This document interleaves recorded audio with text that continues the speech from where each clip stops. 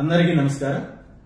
ప్రజాస్వామ్య వ్యవస్థలో doctor BR Ambedkar గారు రాసిన రాజ్యాంగాన్ని, ప్రజాస్వామ్యాన్ని, ఎన్నికల ప్రక్రియని పెద్దిరెడ్డి రామచంద్రారెడ్డి గారు అపహాస్యం చేసినంతగా బహుశా రాష్ట్రంలో ఏ రాజకీయ పార్టీ, ఏ రాజకీయ నాయకుడు చేయలేదు. రామచంద్రారెడ్డి గారు తన రాజకీయ జీవితం అంతా అక్రమాల ద్వారా, దౌర్జన్యాల ద్వారా, అరాచకాల ద్వారా, ప్రతిపక్ష పార్టీలు నాయకులతో చీకటి రాజకీయ ఒప్పందాల ద్వారా గెలవాలనుకున్నారు తప్ప ఏనాడు ప్రజాబలంతో గెలవలేదనేది పొంగనూరు నియోజకవర్గ ప్రజలకు తెలుసు, చిత్తూరు జిల్లా ప్రజలకు తెలుసు.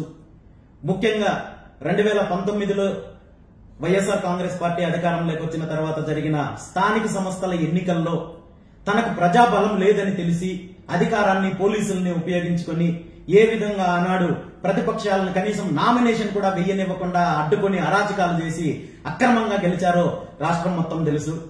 ఆ తర్వాత ఎన్నికల ప్రక్రియలోనే ఒక చీకటి సంఘటన, తిరుపతి పార్లమెంటుకు జరిగిన ఉప ఎన్నికల్లో తన పార్టీ అభ్యర్థిని గెలిపించడం కోసము పెద్దిరెడ్డి రామచంద్రారెడ్డి గారు దేశంలో ఎప్పుడు ఎక్కడా జరగని విధంగా సుమారు 38,000 తప్పుడు ఓటర్ కార్డులను సృష్టించి ఆనాడు ఎన్నికల్లో గెలిచే ప్రయత్నం చేసినప్పుడు ఎన్నికల సంఘం దీని మీద విచారణ జరిపించి దానికి సంబంధించి బాధ్యులైన అధికారుల మీద చర్యలు తీసుకున్నారు. కానీ ఇలాంటి తప్పుడు నాయకుడు పెద్దిరెడ్డి రామచంద్రారెడ్డి మీద ఇప్పటి వరకు ఎటువంటి చర్యలు తీసుకోలేదు.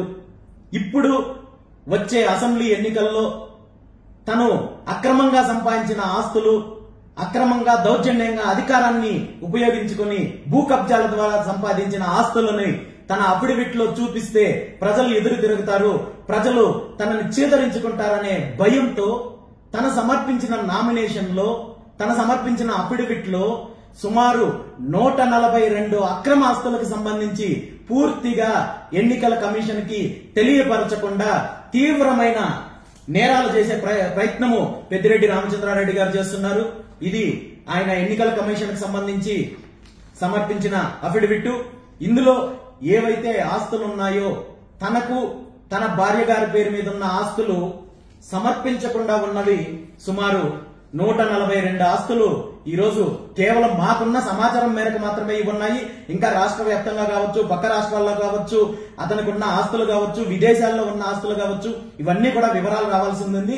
ఇప్పటికీ మాకొచ్చిన వివరాల మేరకు 142 ఆస్తులు తనకు సంబంధించినవి ఎన్నికల అఫిడవిట్ లో సమర్పించలేదనేది పూర్తిగా ఆధారాలతో సహా ఈరోజు మేము ఎన్నికల కమిషన్ కి ఇప్పటికే కంప్లైంట్ చేయడం జరిగింది. ఇవన్నీ కూడా ఈ ఎల్లో మార్క్ చేసిన ఆస్తులకు సంబంధించి పూర్తిగా అతని పేరు మీద, అతని భార్య పేరు మీద ఉన్న ఆస్తులు. ఇవేవి కూడా ఎన్నికల అఫిడవిట్ లో సమర్పించలేదు. ఇవన్నీ కూడా సుమారు 142 ఆస్తులు ఉన్నాయి. ఇంకా చాలా ఆస్తులు, చూపించిన ఆస్తులు చాలా ఉన్నాయి. వీటన్నిటి మీద కూడా ఇప్పుడే ఎన్నికల కమిషన్ కి బీసీవై పార్టీ తరఫున ఫిర్యాదు చేయడం జరిగింది. ఖచ్చితంగా ఎన్నికల కమిషన్ దీని మీద విచారణ జరిపి ఇలాంటి అరాచక శక్తులు ఎన్నికల్లో పోటీ చేయకుండా పెద్దిరెడ్డి రామచంద్రారెడ్డిని వెంటనే అనర్హుడిగా ప్రకటించి ప్రజాస్వామ్యాన్ని కాపాడాలని చెప్పి ఈ సందర్భంగా తెలియజేస్తూ, రాబోయే రోజుల్లో దీని మీద అవసరం అనుకుంటే హైకోర్టుకి, సుప్రీంకోర్టుకైనా వెళ్లడానికి సిద్ధంగా ఉన్నాను. ఖచ్చితంగా ఇలాంటి అరాచక శక్తుల్ని, ఇలాంటి ప్రజాస్వామ్యాన్ని కూనీ చేసి అక్రమంగా ఎన్నికల్లో గెలిచి దోపిడీ చేయాలి, దౌర్జన్యాలు చేయాలనుకునే నాయకుల్ని ఎన్నికల కమిషన్ శిక్షించాలని చెప్పి కూడా ఈ సందర్భంగా కోరుకుంటూ పొంగనూరు నియోజకవర్గ ప్రజలకు కూడా మరొక్క విజ్ఞప్తి చేస్తున్నాను. గత 15 సంవత్సరాల నుండి పెద్దిరెడ్డి రామచంద్రారెడ్డి, అతని కుటుంబ సభ్యులు, అతని అనుచరులు చేసిన అరాచకాలు చూశారు, దౌర్జన్యాలు, దోపిడీ, భూ కబ్జాలు చూశారు.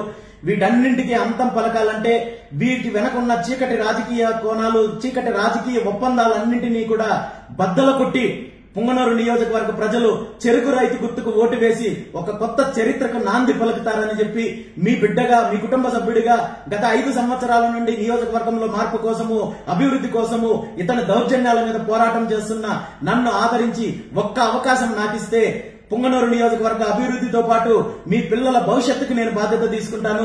రైతులకు మంచి చేసే బాధ్యత నేను తీసుకుంటాను. నియోజకవర్గంలో రైతులు, మహిళలు, ఉద్యోగులు, వ్యాపారస్తులు ప్రతి ఒక్కరికి నేను అండగా ఉండి అన్ని రకాలుగా అభివృద్ధి చేస్తానని చెప్పి సందర్భంగా మాటిస్తున్నాను. Thank you.